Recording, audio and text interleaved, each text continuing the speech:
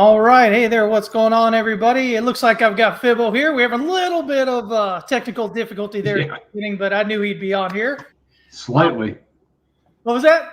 I said slightly. Slightly? Couldn't figure things out. I think I got it, but my camera's like, I'm blown up. I was about to say, man, you look so much bigger than me now. I'm trying to get comfortable here. I feel lesser of a man with you here. Yeah, I guess we're stuck with gigantic Fibbo this morning. I don't think people complain too much, man. How you doing? Not too bad. Not too bad. Getting better. I'm on the upswing. So, hey, man, I know you weren't feeling well at all earlier for the last week or so. Forever.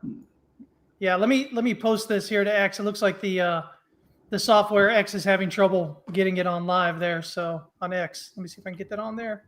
Oh, there we go. All right, man. So, all right, what's up? Man, what's going on? So I know you've got to get out a little bit early today, so we'll jump in it. I just wanted to mention, everybody listening, there were three things I talked about. Well, I've been kind of talking about to our liquidity cartography group there over the last few days. That was coming up today with this trifecta of news events. We had the PCE numbers that came out. We had the GDP numbers, and then we had the potential for the SCOTUS tariff ruling. And so we got all three today. PCE came in a little bit hot, not good. GDP came in a little bit soft, not good. And then SCOTUS said, guess what? The one subsect of the tariffs, basically the emergency statute that they were using, those are null and void and whatnot. So you had the market kind of do a little drop at first, and then boom, popped up and looking kind of interesting at the moment. But that was definitely the biggest news event here. Now, what that doesn't mean is it doesn't mean all of the tariffs are out of there. All right. It just means that only that specific subset of tariffs. Let me see. I've actually got a thing that I posted here on Twitter. Yeah. So basically, on a post here said Bitcoin bears are running out of narrative fuel after today's SCOTUS tariff ruling. There's still the risk of tariff re-escalation through other statutes that they've used. Today's ruling just struck down the main ones, which are the IEEP-based ones. But that's a much weaker route now. That was the single biggest macro overhang on the markets that we've had, okay? And we could still see a hawkish Fed surprise or some generic risk-off contagion from equities, but really those things are much, much slimmer. The likelihood of those are much, much slimmer. What we do have right now for Bitcoin is we have a leverage-flushed market that, as the crypto talking heads like to remind us, is sitting at extreme fear. We have whales accumulating. On-chain metrics show that whales are accumulating. Long-term holders are also accumulating. The weekly 200 MA held as support on the drop down to like 59,000. And then everybody that they're worried about strategy getting margin called, that fear has pretty much been nipped in the bud by their equity conversion. They don't have a margin call now, basically, guys. Plus, they have something like 3 years worth of dollars sitting in their little fund there in their treasury area to withhold. You know, if it were to go down to $8,000 and stay there for a few years, it's still, they'd have enough money to cover what they need to pay. So all this stuff coming in as it is, you know, it makes it really hard to see price going down to 40,000 or 20,000 or whatever. Could it still dip lower? Sure, it could. But I think right now, if you aren't accumulating, I think you're probably going to be one of those people that, as Fibbo and I have both seen throughout our lifetimes in the markets, those people that say, oh, well, I'm going to wait for it to get down here before I get in. And then it never gets there. And then it takes off without you. And then you fight it with your, emotions and everything. Price goes up. And then when you're finally like, oh, I need to get in, but I can't get in because if I get in, it's going to go up without me. And then you don't get in and it goes up further. And you finally get in at the point it pulls back. And you're just kind of getting whipsawed emotionally with that. I've been on that wild ride before. Haven't we all? Haven't we all? I mean, I don't think you can be a long-term trader if you hadn't gone through that at some point, especially at the beginning, right? Oh, yeah, for sure. I've been on that roller coaster many times. So that's kind of where that's my position. That's what I think, guys. I know Fibbo is looking at probably the low quite potentially being in, but like me also saying, listen, there are no guarantees either way. But, if you're the kind to kind of start finding an area to get in, I mean, this isn't a bad area. What would you think, Fibbo? Oh, no, absolutely. I mean, we're in, I'll definitely show this on the weekly chart when we get there, but of course we don't know which way it's going to go. Yeah. And that's why plan in place is key. And I'll kind of explain the plan I have in place and you kind of go with that. So yeah, my gut and my plan and my strategy says that the low is in, but I don't know if the low is in. Right. But my system tells me the low is in. Yeah. So it could be wrong though. But if it's wrong, then you go to plan B. Because but if you're right, plan A is going to look really, really good. Well, and this is something I've been saying lately as well, is that retail traders, they spend a lot of time looking for targets, looking for people to give them targets, to give them guarantees. But professional traders, what do? We make sure we have a plan either way, right? We have an idea. We go, well, I think maybe this is what it's doing, but it has to do this to add more confidence. And if it goes this other way through this other level, well, then I'm probably wrong, right? Yep. So Fibbo got all the words there. Yep. I agree. I mean, I mean, I can't say it any better. It's like it's completely. But this is this is trading, guys. This is what we're talking about. This is what we go with y'all here on Fridays when Fibbo can join in with what we post on the interwebs, with the things that we talk to the people in the groups with. These are the realities of being a trader versus being, what you think when you first come into the markets. And there's a lot of 180-degree turn that you have to do when you first come into markets, because what you're thinking is generally going to be completely opposite of the way things actually are. I'm pretty sure people out on X don't like me.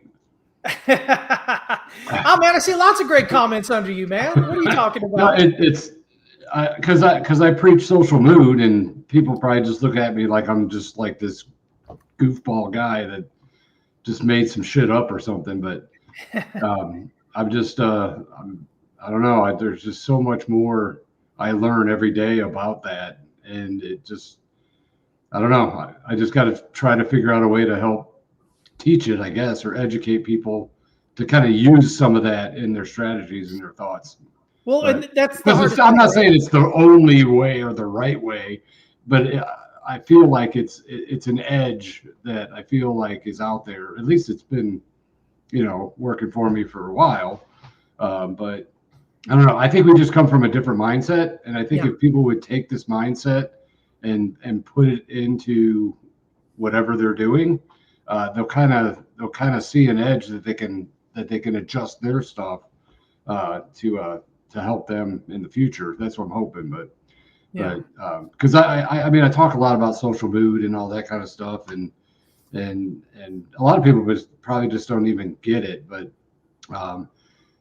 I guess you could just make it like an analogy, like weather or something, like sunny mood, right? Optimism, risk taking.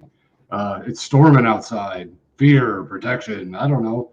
Markets don't create the mood. The markets express the mood, and that's and that's the thing that I try to teach.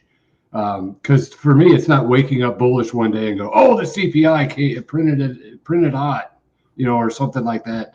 Yeah. And you're always you weren't already feeling optimistic, and you just used the CPI as an excuse to say, hey, I'm optimistic, and look what happened here. The CPI is coming in. So to me, mood comes first, narratives come second. So and that's a concept that I'm trying to show when I do my stuff, when I look at my fibs and look at the structure of the market. I'm trying to structure that mood is basically what is my whole goal, is to structure that social mood. And I'm sure your stuff is too. You just come at it from a different angle. Yeah, but we both start at that same place. We both start that social mood determines what's going on, and then everything else after that. I mean, that's the great thing about it, right? It doesn't mean you have to change a system or anything. It just gives you a basic understanding of, well, should I be long? Should I maybe be short? Should I be aggressive? Should I scale back? Right? Yeah. It's something that you can apply to whatever strategy you're looking at. Yeah. It's just it's just an added tool in the toolbox to help you, build something going forward. So in other words, I don't ask like what happened. In my mind, I'm like, what was the crowd feeling before it happened? Because if the crowd noise is already there, if that social mood and that crowd psychology is already there, then whatever news items or whatever come out, it's more of just like, unless something comes out and completely changes that whole entire sentiment of what's going on, then it should just continue with the sentiment that's going on, regardless of what the news is. Now, there could be something that could be catastrophic or black swan events that kind of throw things, like a wrench in the gear. But generally, if the trend is, if a trend or a range or whatever way we're looking at it has been going for a while and news comes out and it doesn't break that range or it doesn't break that trend, then to me, the news doesn't matter. You just you continue to watch the social mood and the crowd psychology and the trend and the buyers and the sellers and who has the strength at this point in time and that kind of stuff. So I know it's not an easy concept to kind of get into your brain. It did me for years, and it finally clicked the light bulb off, and like, whoa, it's like, wow, what's happening? I just got my whole world like turned upside down. But that, I don't know. So I talk a lot about social mood, and that's what I kind of been writing on the Friday newsletter that we have. Yeah. I've just been kind of taking different concepts of what like kind of people are talking about and kind of bringing social mood into those concepts. Like last week, it was about narratives and there's other, just whatever kind of topics that are being talked about. I'm just trying to give people a different angle to look at those topics, basically, is all it is. Yeah, and I think it's a great series, man. Hopefully people are signed up for that. You can do so at themarketbreakdown.com. And today, Phil will have the next part in that series coming out. So be sure you guys are definitely checking that out because it's good stuff. I mean, you don't have to agree with it, but at least allow it to open your mind a little bit. See what's going on there. I think that's probably the one thing that's done the most for my, growth as a trader.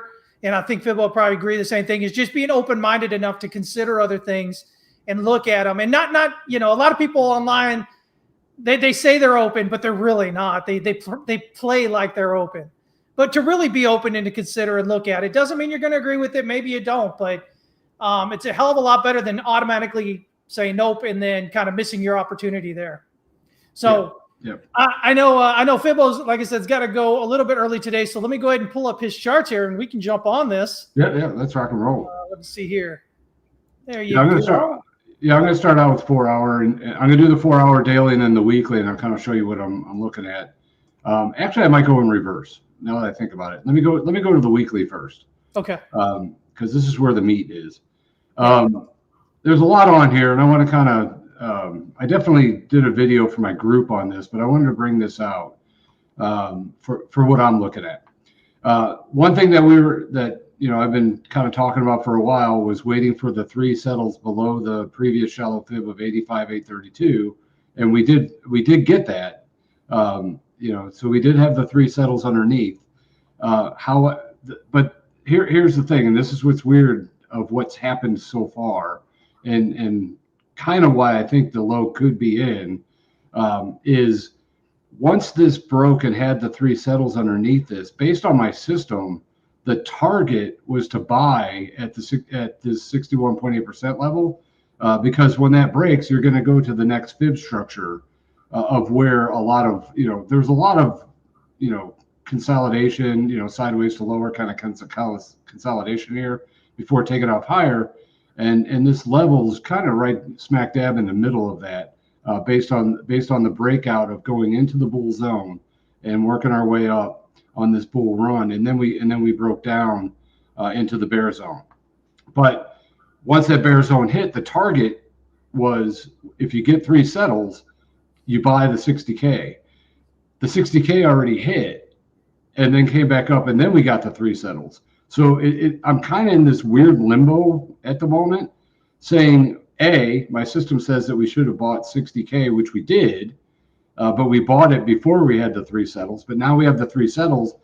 But then typically you're told to get out of any longs and then buy the target, but the target's already been bought.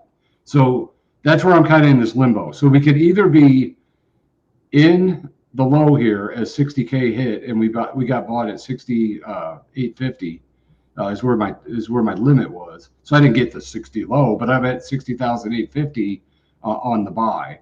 So that's the first thing is, yeah, we broke 3 settles, but we haven't broke the structure. Now, if we break the 60K, I'll show you some of the levels that I'll be looking at. But what I'm also looking at on this weekly is just the overall structure. So like if we go back here, and I was kind of showing it on some of these trend lines and trend line breaks. There's this one here, this black trend line here that broke to the downside. You take this distance above and take that same rate of change, you can see it came down and hit the target. Kind of broke down and had this nice little move to the downside and hit the target. Came back up, and then this trend line going this way broke, retested, and then took off this way. And this one actually matches up really nicely with the 61.8% level of the high and low of this move. So if once this broke, the target was here at 48, 5 or 48.6, right around that area. And it worked its way up and hit as the target came back down, and then we broke to the upside. So this then later on in history, this 48 5-ish level is going to be a really key support level later on in the future, possibly. So there was that, and then we broke out and then retested right here and then headed higher. But in the meantime, if you were following everything we were going through, let me put that back. I want the fibs. So what we were doing was we were just following the fibs on the way up, came down, hit support, headed higher, and we were just kind of stair stepping, hit support, headed higher, that kind of thing. So the structure was already there as we moved up to the high here. So there's that. Now what I was looking at is a couple of other trend lines, but there was also one trend line that I don't have on here, but I'll draw it in here again here in a second. But there's a couple other trend lines here. If you take this one right here, which I'm not the biggest fan of, but this is a decent trend line. If you take that one on the red, that brings us right down to that 48K area as a possibility of getting to. Excuse me.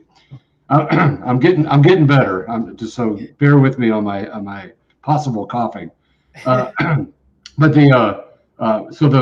so that comes down to that 48K level. There's another weird one here that I kind of took this one right here and worked across. And if you take that one also comes in around that 48. So is the low end at 60K? I think it can be, but if it's not, that's the level that I'm going to be looking for if 60K breaks.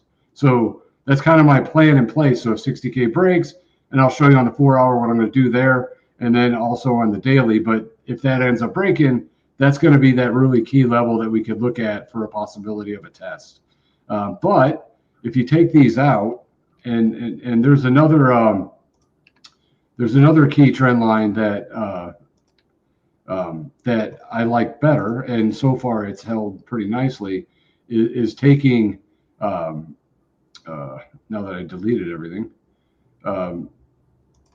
This one right that's here. the one I was looking at. Yeah, this one like, and I don't know if it's an experience thing or whatever, but this trend line makes much more sense to me based on on how you measure things like this. Mm-hmm. So when you take this one and you take the furthest point to the trend line itself here, and I'm just roughing in it. If you take that one, that's already hit. So to me, that's a pretty significant bounce that we've seen here. And then we've been in this period of consolidation for a long time, putting everyone to sleep. But it's a good test of patience. It really is. So that's why I kind of wanted to show the weekly first of what I'm looking at. And the other thing that I'm also looking at is this red line here is the 200 SMA that a lot of people are talking about, which is right there at that 58K. Which, have we come down close enough to it and found buying interest to pop us up? Possibly. where we might not get back down there to test it again. But the other one that I like better is the black 233 EMA, because I feel like the hits on this 233 work better with resistance here, resistance again, broke, retested along the black line here, instead of like the red. The red really didn't give us much because according to the way I look at things, if we get 3 settles underneath this line, which we did right here, that should be bearish and heading lower, and it didn't happen. So this 233 to me is a little bit better of a moving average kind of support line for me. So that kind of went up and hit on this candle coming to the downside, but this 60K falls kind of in the middle of these two.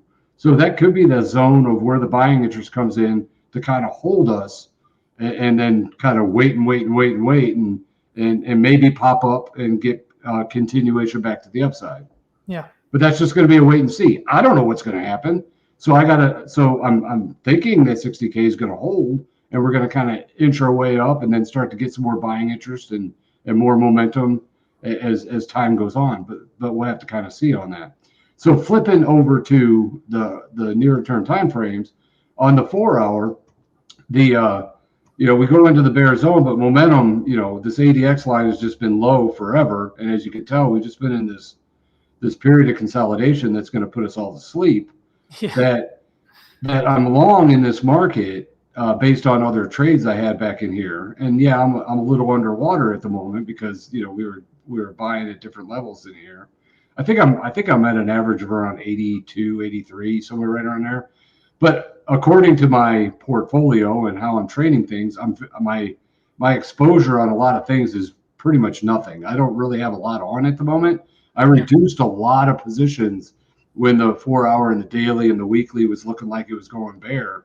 So I'm kind of taking a back seat and not putting on so many positions. But I did have some positions that I wanted to hold on here to see if the weekly was going to go bear, and it did. And then if the 60K was going to hit, and it did. So I'm just going to kind of keep my 4 hour trades on, and my sell stop is if that 60K breaks. I basically have a sell stop in at 59,999. So if it actually hits 60K and it starts to get through, I'm going to get out of my 4 hour, take the loss. And then the next target on a break is that if you take the trend-based extension off of this move, it's right there around 48.7 on the 4 hour. So I also have a limit order in to buy at 48.7, or I think it's at 48.8. I can't remember where it's at, but right around this line here of where the target would be if that 60K breaks. So that's what I'm kind of looking at. So low momentum for the bears, really not going anywhere. Maybe it breaks back up to the upside and gets us going, but if not, that's where I'm looking. And then the same thing on the daily is, this was that trend line we were kind of talking about even on the daily, breaks out real nicely, comes up and retests, and then takes off to the downside. That trend break was down here to get us at that 60K, which hit on that wick to the downside, got a lot of buying interest and popped us up. But then again, we're back in this period of consolidation. Bears are in control, but again, this is leveling off on a historical kind of overdone kind of momentum, kind of like what I've said before, the analogy of throwing a ball in the air and it goes up and stalls and comes back down. That's kind of what we're at the moment when it comes to the bearish momentum. It's there and it could get you, but it's also overdone. So it's also in that area of limbo, and that's why a plan in place is definitely key to have your risk management play. So again, if this ends up breaking down, there's a couple of things. I got a trend-based extension that has 47.2 to 52.3 as a zone, and then there's another one. If you take this latest one, 61. There's a 61.8% level at 48.5 on the daily to where I have a limit order in there if this ends up breaking. Now my daily positions that I have on that I'm still long, and if we end up breaking the 60K, I actually am going to reduce the size of the bucket that I have of capital in my daily, and I'm actually going to move those positions to cold storage just for my personal, because for me, I like that level for one, And if it goes back down to 48, I'm going to be buying the 4 hour for trade. I'm going to be buying the daily for trade. But then I'm also going to back the truck up and buy a lot more on my cold storage because my weekly is also saying, hey, let's get down there at the 48K area to where that should be a really big line in the sand. Yeah. So if it even gets there. Now, if we break the 48K, all bets are off of where it could go. In other words, I'll have to get back to the drawing board and figure out where some good levels would be. But for now, the 48K is the level that we want to look for, or at least I'm looking for in my PIB structure and how my system works. So yeah, I like that it all lines up there with your weekly, your daily, and your 4 hour, all really right around that same area. Yeah. So now it's just a wait and see if buying interest comes in or not. Now you can bring in, all the other type of fundamental stuff that people are looking at and all the news out there and all of that. And I would think everything's leaning so far the other way that maybe the contrarian is that it's a buy now instead of a wait. I don't know. I don't want to play that game. I'll play my system instead. So that's what we're kind of looking at on here on BTC. So any questions on that? Any comments? Do you have anything to show on your end? No, really just kind of looking at that same there. We haven't really had much. We had a small bounce here. So, I've been talking about for a while that even if you believe it's going to go lower, I think it probably heads up higher toward, 75, 85, 95, maybe somewhere around one of those three levels before it comes down. So again, I don't think that you have to necessarily believe that the bottom is in right now to be long. We are kind of doing sideways consolidation there, so maybe could be a triangle, but, our job here isn't to definitively say, oh, this is definitely what's going to happen. That's all there is to it, right? Our job is to say, okay, well, given the evidence here and what we know, what do we think is probably more likely than not to happen? And then at what level do we need to get through, right? So for me, I'm needing to get above 71.2 or so. As long as this current low about a week ago holds. But, if we do that, then I'm looking, I think, at least around that 75, 76, 77,000 area, which is that little kind of sideways on the chart there, just under your 61.8. And then if we can get through that, then we can be looking up closer to maybe, 90,000, something like that, 95. I don't think really at all. I don't think that if we're breaking 100,000 and closing on that on a daily, I don't think that we really should be thinking that it's going to drop down below 60. I know there's been a lot of people that have been talking for a while now that, oh yeah, it's going to run up to 108,000, 107,000, 110,000, 115,000, and then come back. I don't think that really is likely.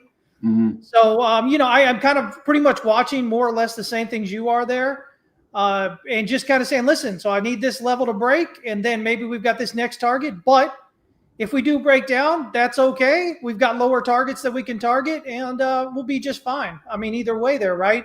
At the end of the day, if we're trading, it's all about making money. It's not about, knowing what price has to do at the moment. And I think that's probably one of the hardest things that, it's one of the hardest things that I see that the people in Liquidity Cartography group go through. I'm sure it's probably the same thing that you see with your members as well, is this idea that they feel like they have to know where price is going, or they have to know exactly what the target is in order to trade. And if they don't, and if there's, no perfectionism in it, then they think, they can't trade it, or they get really kind of thrown off when they're looking at it. So, I think, again, guys, if you're new, if you're like me, you grew up with your dad telling you, that you got to be perfect and you have to get everything exactly right, and perfection is where it needs to be. But in trading, that's absolutely going to kill you. So, proper risk management, have a system. You're never going to get in there where your emotions aren't going to bother you. Your emotions are always there. You have a system so that you have rules, and those rules help you then, keep from most of the time following your emotions. So that's kind of just the way I think about it and the way we're looking at it. But we're just sideways, really. You've got it shown right there. Yeah, that's what I was wondering. Is this the triangle you're talking about? Yeah, well, even potentially from the bottom. So the first leg up, and then the pullbacks, you get A, B, C, D, and now we're getting a little bump for maybe E if we get another lower high. and then we break down. Like this that's already broke?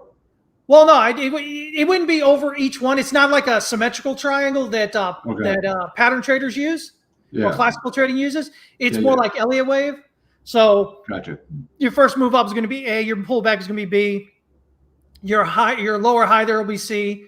Your recent higher low will be D. And then so if it's going to be a triangle, it would print one more lower high, and then it would break down through that, whatever that is, February, whatever that is there. I don't even know.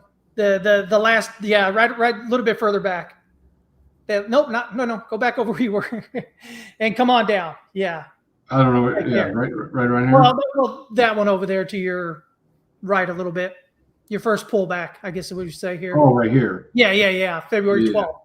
Yeah, so if we make a lower high here and then we break down through that, there's a chance that could be a triangle.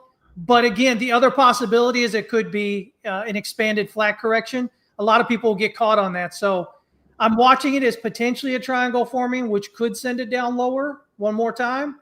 Yeah. But also keeping in mind that it could just be, expanded flat and get the move up. So I'm not sold on it breaking down. There definitely means it has to go lower just yet. Yeah. No, I hear you there. Because the way I look at it here on the pattern is we had this trend-based extension. Once you broke the 61.8% level right here, you had a full retracement opportunity to 62. Now, of course, it wicked down lower and then popped back up. So to me, this is already kind of done and popped back up. So to me, it would actually go, from this low up to the high and then back down to here. Yep. And then this will be that first level of the 61.8% is right there at 72.6, which is pretty close to where my shallow fib is, which is resistance while we're in the bear zone. But if we get up to that point, most likely this is going to break to the upside. Yeah. So to me, this looks more going the upside direction more than it does downside. Now, and even with that could be just an A up and then triangles forming A, B, C. It'll go up a little bit. D, and then come down a little bit for E, and then it'll and then it breaks. Yeah. So we could still see that as well. This could just be like an interior triangle. Yeah, but I mean, to be honest, this isn't the best triangle to learn triangles on because this is really not the best setup. But but I can see both. I can easily see both ways. Now, I don't really have a way of measuring a probability of which way it will go. Yeah, no. But based on the structure that I look at, it leans a little bit more to the upside than it does downside. Yeah, and like I said, that would get us the further up that we would normally expect. Even if you expected to go down further, you get a push up, a pull back, and then a push up higher. That gets you your three waves. That's corrective. Then you move back down. So definitely. Yeah, no, I got you. Cool. All right. Let's see. Ultimately, we're just sideways right now. That's the hardest thing for traders, right? Here, and this will show you right here. Yeah. I mean, if we took the average of all these prices, it's probably right around the 67 that we've been trading the entire time. Exactly. All right, let's go on to all the other shit stuff in the world. No, I'm just kidding.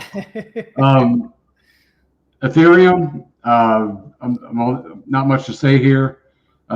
Besides, we've been in the bear zone for a while, working our way down. The actual target hit. So anybody in my group that bought the 200% there at 1798 is in the money. It pops up, but the shallow fib, while in the bear zone, the shallow fib is kind of the buy or the sell off the buy here.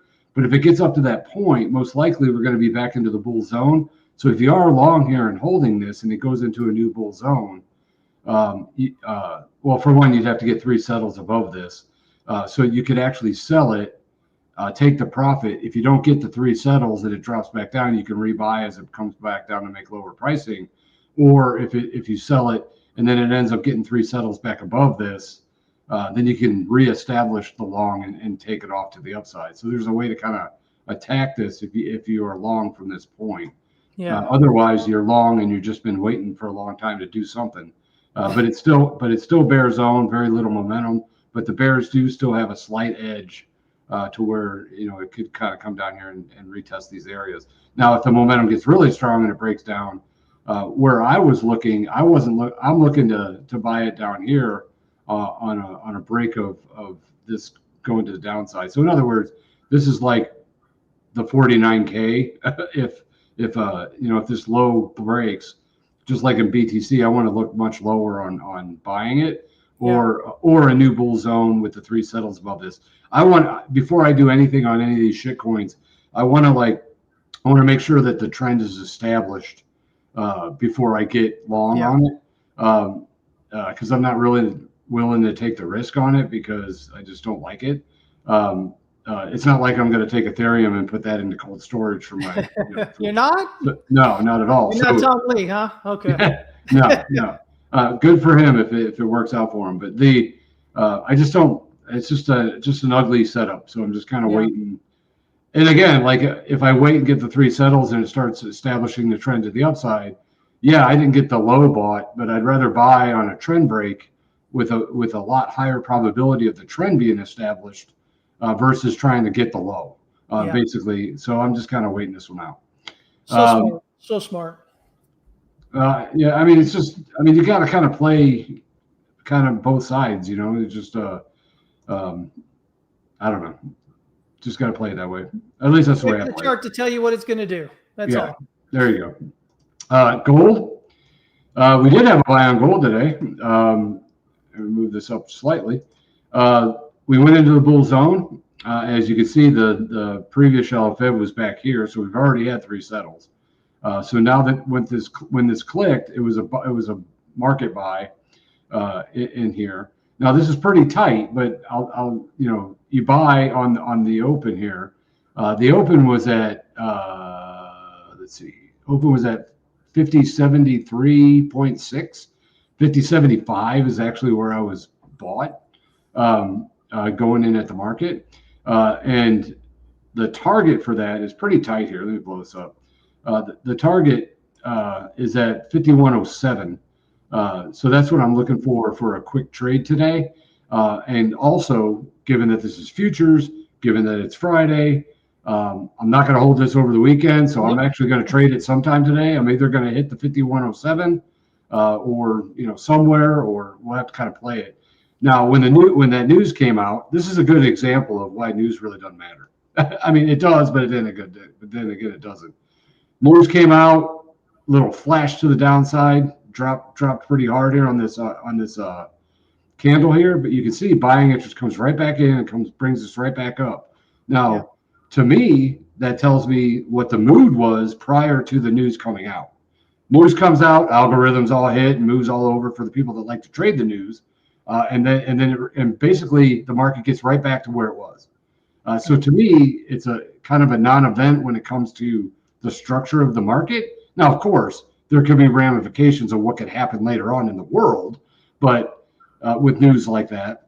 But when it comes to trading in the market, to me, it's just kind of noise. Now, if it would have went down there and went straight down into a bear zone and flipped the other way, then that would be, oh shit, something's up.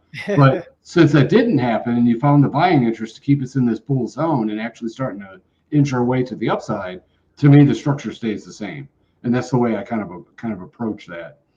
Is that the indicators and my strategy will let me know what matters and what doesn't based on what's happening in the mood. Like, is the mood going to change or is the mood going to stay the same? And in this case, the mood to me is staying the same. Yeah. Where it's still leaning toward upside potential.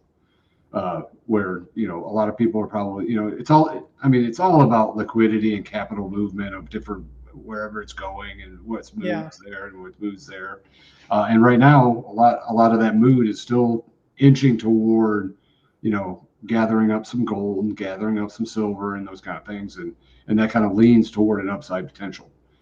But that's what I got for gold. Silver hit the bull zone, but there was a previous shallow fib here at 82.89, which is trying to get pressed here. But now that we're in the bull zone, I have to have 3 consecutive settlements above this level for me to get a buy. And if that happens, then the target after 3 settles will be up here at the 61.8% level off of my bear zone, and that's right there at 93.81. So if I get bought in here, that will be the trade in here. But we have to wait for 3 4-hour candles consecutively to get me to buy silver again. to get back up on this point. So bull zone, not quite there yet. Otherwise, if this doesn't happen, the target, we already traded this one. The target hit down here, and we made real good money on this move right here because the shallow fib was the target. I got out a little bit early, but I didn't care. But if you traded it the whole way, that was an amazing move right here. But then it comes back down, stayed in the bear zone, all that kind of stuff. And then now that we're clicking into the bull zone, it might be a sign if we get the 3 settles to have a nice little run to the upside here. Another thing I'm watching, and this is also on here, because I look at a lot of the trend line breaks. Like this trend line break went here and hit that target. We have another one that could be establishing right here, because now we're going to be getting that third one. Now, if you're a pattern trader, you might be buying it earlier and not waiting for the 3 settles to where it can start working its way to the upside.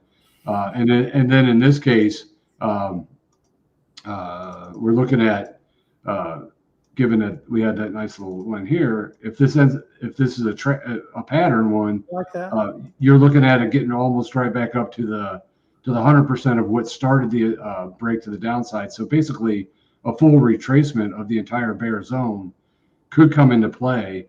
I won't buy it until we get 3 settles above this, but if you're a pattern trader, this could be coming into play. So you could get a nice little move to the upside on silver again, not making all-time highs or anything, but at least getting up there and testing near the highs on that. So the structure looks really good on this. So I kind of like it, but I'm not going to front run it, especially on a Friday going into the weekend, because you don't know what could happen anymore in this world. You could have 3 different wars break out by Sunday.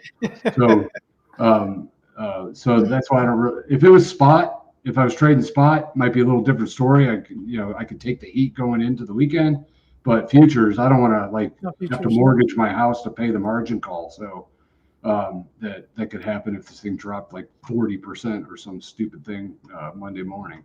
And Hey, don't think that can't happen, because it can. Well, speaking of futures, did you see that the CME here in a few months he's going to make Bitcoin futures 24 hours? Yes, I did. So no more CME gap nonsense. Yeah, thank goodness. I'm so tired of hearing that crap. But I mean, it was out there, and it worked for a little while, I think, because it was a self-fulfilling prophecy kind of thing, because everyone was looking at it. But I think as markets mature, I think that kind of shit would have went away. I think you kind of started to see it go away a little bit. But I never liked gaps because a market closes. It just doesn't make any sense to me. For someone that tries to measure psychology. Yeah. Because there's nothing you could do. There is no psychology. It's just that the door's shut. It's closed. It's going to be a gap. Price will open wherever it opens, on Monday or whatever. Yeah. But yeah, I know. I'm kind of glad that they are doing that, just to help with that, I guess. And I'm surprised they haven't done it a lot earlier, to be honest. Yeah. But at least they're finally doing it. Yeah, I'm sure there was a lot of liability and stuff. They got to make sure that it's all ready to go, and it takes forever to get the kind of stuff set up. So of course. But we'll see what happens. So we'll go from there. I did tweet about it and I said, well, now that they're 24/7, they'll find another meme to talk about. Yeah. I don't know what that'll be, but it'll be something.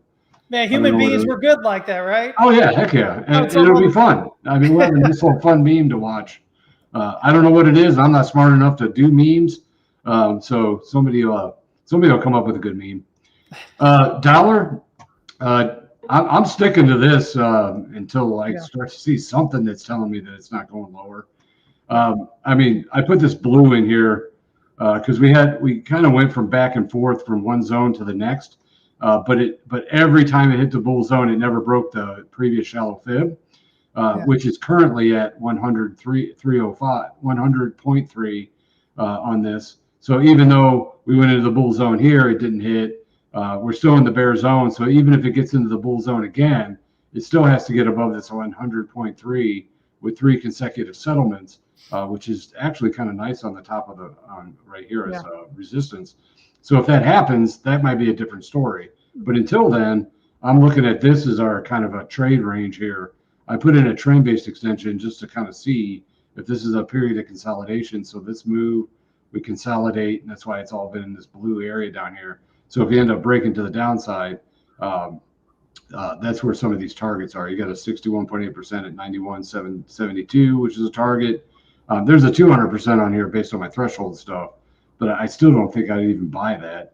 And then coming down to that point, and then a full one's down there at 86.45, which I have a target down there too. So, which I mean, that's just a move from high to low, consolidate, and that's just another 100%, just like this one. Yep. So we'll see if that happens, but that's where I think we're headed. And unless we get into a bull zone and we start cranking above this level, I don't see any reason why this thing's not going to continue. I mean, we could definitely continue sideways for a lot longer too, before heading lower, but we'll have to kind of see how that plays out. All right. Yeah. SPY is, I thought we were going to get into the bull zone a couple of times here on this move to the upside. It's testing the 61.8% level here at 69.05 based on my threshold. I'm waiting for 69.31-ish to get into the bull zone. We're already above the shallow fib when we've had 3 settles above it, or at least consecutively. Now, if it gets back down and closes below it, we'll have to wait for 3 more consecutive. But right now we're above it and we're there. So if this actually clicks into the bull zone, it'll be a market buy, and then 69.76 up here at the start of the threshold, or the 100% level, would be the target, because this would be the previous zone, and then we'd start a new one. So 69.76 would be the sell, and then whatever the market buy would be if it gets in. Well, basically, if it gets into pops above this level, depending on where it's at. Sometimes it'll rally all the way up to this point too, while going into the bull zone. And if that happens, it's still a buy, but then the extensions would be the target, that kind of thing. All right, now going into a couple other things. I got one stock that a lot of people have been asking me about, is coin. On this one, bear zone hit, take the trend-based extension. We had a 61.8% level at 204. There was one at 154. But I had a target down here inside the zone toward the bottom here, which hit a couple of times. We had a red candle hit it and then came back down and made a lower low on here at 139.36. But I kind of like the divergence here, the way this made a lower low here based on coming out of oversold conditions back up into the bear zone. And you had said, you've said previously before on here that you really like when it drops below the bear zone and then comes back into it. Often it usually a lot of times will mark a bottom that you're looking at for a bit at least. So so we got that and divergence. I like it. Yeah, not guaranteed, but I like the setup and the way it came up and then came back down and kind of tested the low and then went higher. And then it actually went into not the bull zone yet, because it has to get to the top here on this top line, but the in-between with it holding right there and kind of staying in the in-between is another signal that kind of helps solidify this a little more. And again, the bears are still in control, so you got to kind of take that into consideration. We're in the bear zone and the momentum is still there. But again, it's that same kind of thing that I talked about earlier. Historically getting kind of overdone to where it could be the bearish trend or strength is starting to dry up. And you kind of see the rollover on the ADX here as it was making those lows. So that could be a sign it could be 2 things. It could be a counter trend move against the bearish move to where we're going to get a bullish correction back up to the shallow fib and then head lower and stay in the bear zone. Or it could be a sign of, a complete reversal. We'll kind of have to see what the momentum looks like. So as the price approaches up here, if this green positive directional index crosses, and when this drops, if it starts to move, if the ADX drops and starts to turn for the green positive, and it's above 25 or so on the indicator, that will be a sign of a reversal. So you got a couple of things. Both of them lean toward a movement back to the upside, which I like. So there is that. So the target hit, and there was a buy, went a little bit lower. So your target right now is at 210. So if you're bought here, 210 is the sell. But then again, you could also apply it to where if it gets up to that 210 and it goes into the bull zone, you can actually buy it again and press your position, or sell it and see if it's going to reverse or not, depending on how much the momentum looks like it's going to do. And then if you get 3 settles above that shallow fib, then you can reestablish the position, that kind of thing. So I know there's a lot there, but that's one of them that people are watching. And if this all fails, put a stop. Now that if you've bought here and it's went to the upside, you could actually put a break even stop if you wanted to where you won't lose anything on this now if it ends up breaking to the downside. So the next move down here is in between this 100 and 119, and then I just have a threshold basically starting back here in this bull zone to where this is kind of that low that came into place here. You could actually do it there or kind of at this point. So we're somewhere right around this 114, 115 inside that zone would be a target to watch for if it ends up breaking to the downside. So if you put a break-even stop, get stopped, you can look at a little bit lower price down there at another level to watch for. But right now, I like the setup, and I think we're gonna have a slightly higher probability of getting up and maybe testing a little bit higher here in the next week or so. All right, shitcoin time. We're gonna go through these real quick because there ain't crap about them. They're all ugly as crap. Start with XRP. We got a bear zone. Now we did have it come dip back down and go back up, that kind of thing. But this one here has established a little bit more that the bears are still kind of in control here. So there's not like this is where the red negative directional index is still elevated and the ADX is still dropping, but it looks like it might start to level out, which it makes sense because we're consolidating here. And this is the lagging indicator, of course. But so this could be something that's kind of showing a little bit more sideways to where it still leans downside. Still haven't hit the target. I got my target's right there at the edge of the fib extension off of this, which is right around 105 or $1.05. It's where my target is. But the thing is we're getting down into where proportions don't start to work anymore because anything underneath this is under 0. So it's like it's just ugly. I just don't like it. I probably won't even buy it at this point. Even on the downside, I would just wait for a new bull zone at $1.85 before even thinking about it, and that would probably coincide with like a trend line here, or get at least get established up here or something. Before going long. So for me, I don't like it at all. If you go on to Litecoin, same thing. Bear zone, ugly. I got downside targets here at 36. Still working its way.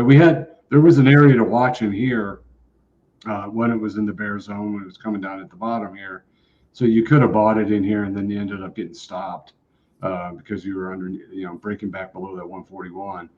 So the 200% kind of comes into play. So for me, it's a buy down here, or again, wait for a bull zone and have 3 settles above 75.98. I'd rather have that established instead of trying to pick bottoms here and just buy, get lost, buy, get lost, that kind of thing. I don't want to keep doing that, so I'm just going to kind of hold out on these things. And then going back to an older, even shittier one is ADX, or not ADA. This one has a nice little trend line break to the downside, which that's what I would look for on the downside here at like 12 cents. Working to the downside here, still bear. Again, this is still showing not so much a correction. This could be a continuation of bearishness, but we'll have to kind of watch the internal momentum. My threshold had a target of 31 cents, but you would have bought. I mean, it would have bought, but then you would have lost out immediately with 3 settles underneath, and then you'd have to wait for the next target, and that's where this target kind of comes into play. I guess you could take just to see if there's any confluence here, but if you take sometimes I'll take it just for my threshold, just see what it looks like. But if you take this kind of move, you can kind of see this matches up down here. Same area, So that's the way. So since that kind of matches up, I kind of like the trend line break as a target on the downside, or a new bull zone, that kind of thing. So I know I'm running out of time here because I do got to leave at 1. But got a few minutes. But that's what I got. Man. So yes. So basically, what you're saying is stuff is going sideways. I mean, it tells you. Yeah, unfortunately, it's all kind of boring at the moment, but yeah, sideways and a lot of things, as you can see. very sideways. Yeah. And so, I think that's really one of the hardest things for newer retail market participants, retail traders to kind of deal with. And most of them never actually get through that, is the impatience, right? The waiting, they feel like they have to be in. But our job as traders isn't to be constantly active. It's to take the trades that count, right? Yeah, exactly. And here's the other thing. I'm still looking at it from the long side, but all these bear zones could be flipped to where you could play the short side. My storyline right now is still the long side, as long as that 60K is in play. Yeah. So as long as that low is holding, I don't really want to play the short side on a lot of these, but you definitely could be doing the same thing. It's just that you sell into the shallow fibs and you buy back on profit at the targets. So you could do the short side. Yeah. So there are trades to be had because you can go both sides of the market. I'm just saying it from what I'm doing and the storyline that I'm doing with my stuff. I'm still leaning toward the long side on my stuff. So if you kind of flip it all the way around, you could be using the short side too. So I'm just not talking about the short side, but the short side is definitely playable. Yeah, it's still there, right. And that's the other part. Again, it seems like I've been talking a lot lately about fair weather traders, which is what most of retail usually is, right? It was when I caught in. Sure it was. You were right on the same time I got in when you got in, and it's the way it tends to be, which is retail says, I'm going to trade if price is going up. But if the minute price starts really coming down for an extended period, they're like, I'm just going to forget about it until it starts going back up again. But man, there's money to be made. Even if all you do is buy the bounces and sell the bounces, in the downtrend, I mean, there's money to be made. Yep. If you're trading, the last thing you want to do is to miss half the market, when it's going down, and just try and get it when it finally breaks out to new all-time high. You're going to miss so much opportunity in there, so much ability for you to build up your account before it takes off into those new all-time highs. And so, yeah, I do the same thing. I'm generally tend to be looking long more than short, but the things that I post are always like, listen, this is what we're looking at. If we're getting through this level, then we're probably more likely to be right than wrong, and we can look at our upper targets. But if instead we go through this level below us here, whatever that level happens to be on whatever chart it is, then we're likely looking toward this lower target. And, I put that out there because I may not trade that short, but if somebody wants to, they can trade that, perfectly well. It's just here's the next area we're looking down. Yeah. Yep. Makes total sense. So, yeah, it's just we only have an hour, and if we talk the short side, we got to talk another hour. So right, exactly. I know you got to get out here, man. I really appreciate you joining in as always, man. I know everybody loves seeing you over here. No, I enjoy doing it. It's fun. Yeah, good guys, join us over there at members.texaswestcapital.com. You can grab just Fibbo's group if that's all that interests you. That's perfectly fine. You can get in there. If you want to get his group and everything else we do, you can join the Liquidity Cartography group in there. By the way, I just taught yesterday, we did Elliott Wave session, and I ended up doing an impromptu prop trading strategy that takes you from what people usually do to something that actually going to make them money consistently. And so if y'all are coming in with that, you can check out yesterday's Elliott Wave session. It's always saved in there, and you can jump on that yourself and learn how to just make money every day. Learn how to use the tools that you have to actually amplify the effect rather than trying to get in more risky trades more often, hold on longer than you have to. So a lot of stuff in there. You guys, you're going to learn so much. Between us, we've got like 60 years of experience. And there's a lot in there. If you're really serious about learning, there's enough in there that, my goodness, you could go forever. Yeah, exactly. And none of it's there's a lot. Yeah, exactly. And it's all real stuff that's really actually going to help you guys. There is no fluff. There is no junk in there. So yeah, and there's a whole bunch of different things that something will click to your personality. Exactly. So then you can learn from that, because not every way is going to will make sense to different people. They'll be like, I don't even understand what you're talking about, but I get this. Yeah. And then the part that you do get, work on it and make it better. That's the goal, right? That's the goal. We're not there to say, listen, this is what you have to do. We're here to say, listen, this is how we read marks. This is how we do it. Here's a way that you can do it. If not, here's a different way you can do it. Find what works for you. That's the goal. So, Yep. Anyway, that'll get it done. Fibble's got to get out of here. Hopefully we'll see you in 2 weeks, man. And as always, remember, folks, the only thing you control is how much you lose. So please keep working on that risk management. Have a great day. Have a great weekend. Trade safe. And we'll see y'all later. Take care, everybody. Thanks, Fibble. Yep, you bet. Thank you. Trading tip: always manage risk before chasing gains.